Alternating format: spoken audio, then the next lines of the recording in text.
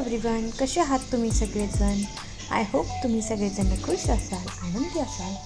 तर next day आम्ही गावाला जाणार आहोत ना, त्याच्या हा नेक्स्ट डेचा व्हिडिओ आहे. तर नेक्स्ट डे उठल्यानंतर पहिल्यांदा नेहमीप्रमाणेच मी रोज गरम पाणी पित असते.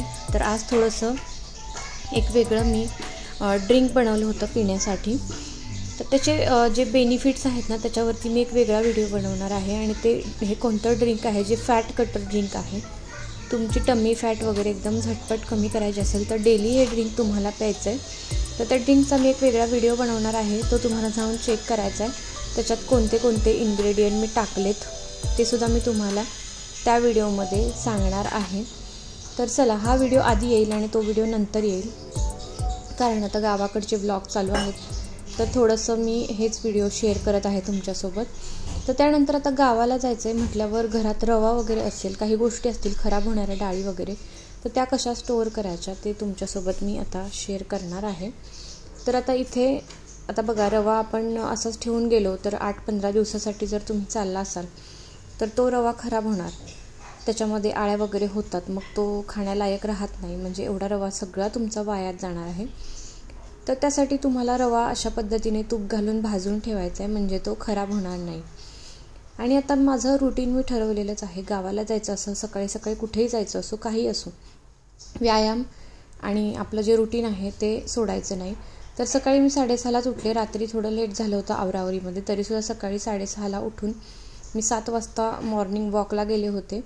7 ते 7:30 वॉक केला. आल्यानंतर 8 वाजेपर्यंत थोडासा एक्सरसाइज वगैरे केला आणि ह्यांना उठवलं दोघांना. कृषिका थोडी लेटच उठली, पण एक्सरसाइज तर आल्यानंतर केलाच पाहिजे, म्हणून जे माझे नॉर्मल जे एक्सरसाइज होते, जे मी टम्मी फॅट कमी करण्यासाठी करते आहे. डिलिव्हरीनंतर आपलं पोट थोडंसं लोअर बेली असेल, अप्पर बेली असेल, थोडंसं फॅट त्याचं वेगळंच वाढलेलं असतं आणि साईड फॅटसुद्धा असते. तर या सगळ्यांसाठी मी एक्सरसाइज अजिबात सध्या चुकवत नाही आहे. तर मग एक्सरसाइज वगैरे करून घेतली आणि त्यानंतर ना मला ब्रेकफास्ट वगैरेसुद्धा बनवायचा होता, कारण जायचं होतं लवकर. आणि थोडं लवकरच निघालं की मग कसं वाघोलीमध्ये ट्रॅफिक भरपूर असतं, मग ट्रॅफिक वगैरे लागत नाही आणि लवकर थोडंसं पोहोचू शकतो, म्हणून मग लवकर निघायचं होतं. आणि मध्येच पुढे आम्हाला ना आजी आहेत आमच्या, शिरवळच्या पुढे आहे गाव, ते शिरवळच्या आतमध्ये नायगाव म्हणून, तिकडे जायचं होतं. तर ते तुम्हाला दाखवतेच पुढे. तर मी ह्या अशा एक्सरसाइज सगळ्या माझ्या करून घेतल्या, ज्या नॉर्मल आहेत. थोडे सेट केले, गडबडीमध्ये पण केले. तर मग त्यानंतर ना मग ब्रेकफास्ट वगैरे म्हणजे आता बनवणार होते मी, उपमा बनवणार होते आणि साबुदाणासुद्धा होता शिल्लक.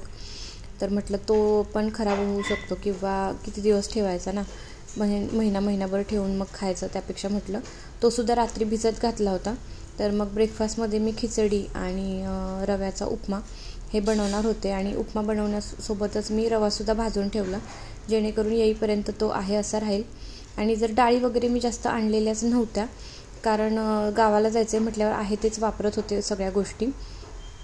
आणि तुमच्याजवळ जर डाळी वगैरे एक्स्ट्राच्या असतील तर त्या येईपर्यंत त्याच्यामध्ये जर तुमच्या इथे सुद्धा व्हेंटिलेशनचा प्रॉब्लेम असेल, तर आमच्या इथे आता थोडासा व्हेंटिलेशनचा प्रॉब्लेम आहे. तुम्ही बघू शकता, तुम्ही माझं किचन पाहिलंच असेल, ज्याच्यामध्ये ना अजिबात ऊन यायला वगैरे जागा नाही आहे, हवा यायला जागा नाही आहे.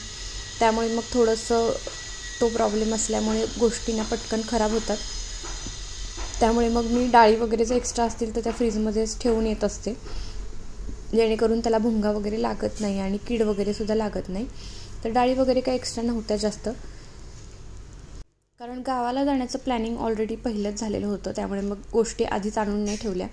आता गावावरून गेल्यानंतर मग डीमार्टला वगैरे जाऊन आम्ही 1-2 महिन्यात सामान एकदाच भरत असतो.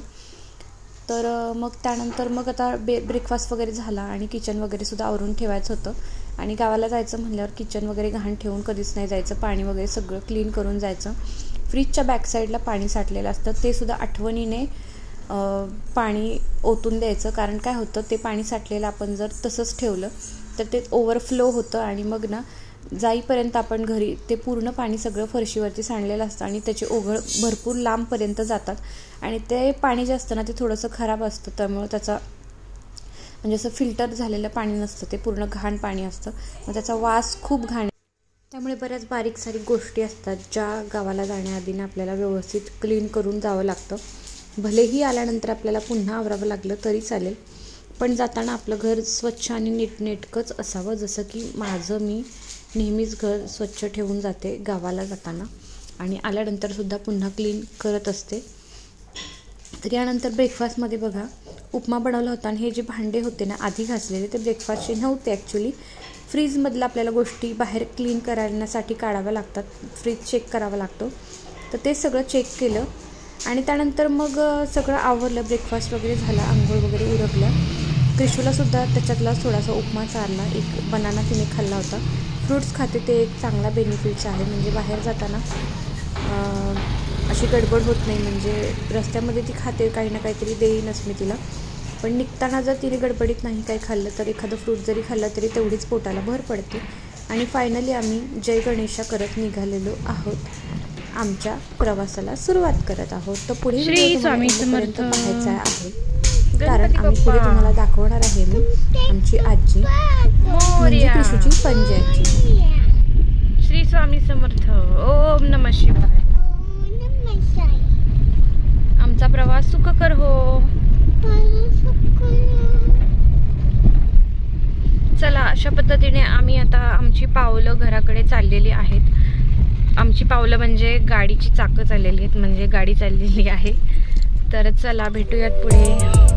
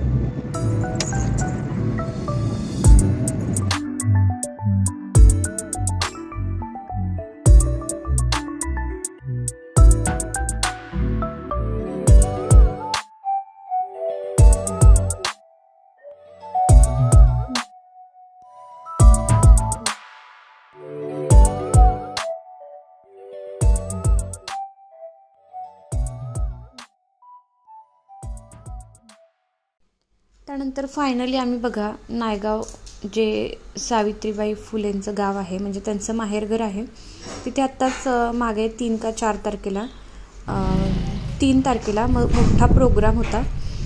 तर असो तिकडे देवेंद्र फडणवीससुद्धा आलेले होते. तर आता हे आहे त्यांचं घर, इथे तुम्हाला पुढे मी दाखवतेच. त्यांचं नवीनच घर आहे, त्यांची जस्ट आता वास्तुशांती झालेली आहे. तर तिकडे आम्ही चाललो आहे त्यांना भेटायला. आणि ॲक्च्युली त्या आजींची तब्येत थोडीशी बरी नव्हती, म्हणजे ह्यांची ती आजी आहे आणि कृष्णची पंजी आजी, म्हणजेच आमच्या ज्या सासूबाई आहेत आमच्या आई, त्यांच्या आई आहेत त्या. तर त्यांना पाहायला आलं होतं. असं मध्ये आधी येणं होत नाही, कारण पुण्यावरून डायरेक्ट असं यायला नाही जमत. तर मग आता जातच होतो, घरी निघालोच होतो, तर म्हटलं जाता जाता आधी त्यांना भेटून जाऊया, कारण पुन्हा येताना मग तिकडे जाता येत नाही, कारण वाघोलीला जायचं म्हटलं फारच वेळ होतो. म्हणून मग आता म्हटलं आधी इकडे जावं आणि मग तसंच घरी जावं तिकडे भुईंजला, सातारा साईडला. तर त्यामुळे मग आता आलो आहे. आणि घरात तर जास्त कोण नव्हतं, फक्त मामा आणि आजीच होते. तर आम्हाला आजींनाच भेटायचं होतं, त्यामुळं मग आम्ही म्हटलं ठीक आहे, कोणी नसलं तरी मग आजींना भेटूयात आणि जाऊयात.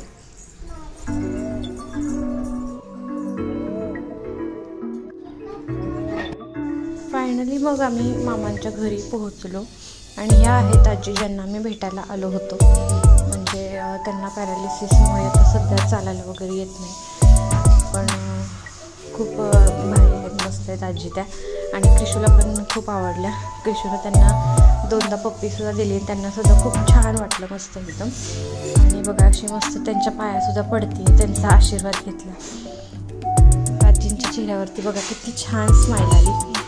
आणि मग नंतर तिनं बाबांच्या पण तिला पाया पडायचं होतं. मग बाबांनी पण क्रिशूचा खूप लाड केला, छान क्रिशूला पापा दिला. त्यानंतर मग झालं आणि मग भेटलो त्यांना आणि मग घरी जायला निघालो. आणि ही आहेत आमची सह्याद्रीची डोंगर. म्हणजे मस्त असा मोठा डोंगर पुण्यात तर पाहायला मिळत नाही, म्हणजे आपण हे आमच्या साईडला तिकडे असतात. तर चला, अभिमान आहे आपल्या शिवरायांच्या भूमीचा आपल्याला. तर चला मग त्यानंतर मग पोहोचलेलो आहे फायनली घरी. आणि आता तुम्हाला क्रिशूची आजी दाखवते, म्हणजे क्रिशूच्या पप्पांची आई. तर त्या गॅलरीमध्येच थांबल्या होत्या, खूप वाट बघत होत्या आमची, कधी येतात असं त्यांना झालं होतं. आणि मग त्या बाय करत होत्या, त्यांना वाटलं क्रिशू जागी असेल, पण क्रिशू नेमकी झोपलेली होती. आणि जसं आजीकडे आलं हे कळलं तिला, काय माहीत चाहूल लागली, झोपेतून जागी झाली आणि सगळीकडे शोधायला लागली की आपण कुठे आलो. बघा काय बोलते ती.